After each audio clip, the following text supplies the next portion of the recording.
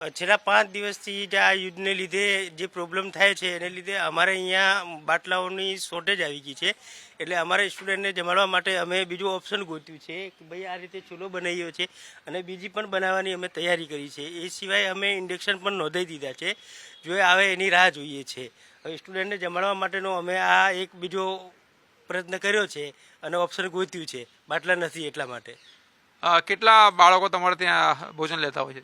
પર ટાઈમ 150થી પૂણા 200 છોકરાઓ અમારે ત્યાં જમતા હોય છે અને એમને જમાડવાનું અમે વર્ષનું ટેન્ડર લીધેલું હોય છે. સ્ટુડન્ટને તકલીફ ના પડે એના માટે અમે પૂરો પ્રયત્ન કરીએ છીએ. કેટલા સિલિન્ડરની જરૂર પડતી હોય છે એક મહિના દરમિયાન? કારણ કે રોજના 300 વિદ્યાર્થીઓ સવાર સાંજ મળીએ જમતા હોય ત્યારે એપ્રોક્સ મહિનાના 45થી 50 બાટલા જોઈએ અમારે અને એની સામે અત્યારે મળવાનું મુશ્કેલ છે.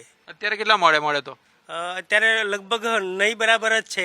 ગઈકાલે 2 આપીને ગયા હતા, એનાથી અમે કામ ચલાવીએ છીએ. પછી આ ઓપ્શન ગોત્યું અમે તો એનાથી અમે ચલાવીએ છીએ, સ્ટુડન્ટને જમાડીએ છીએ.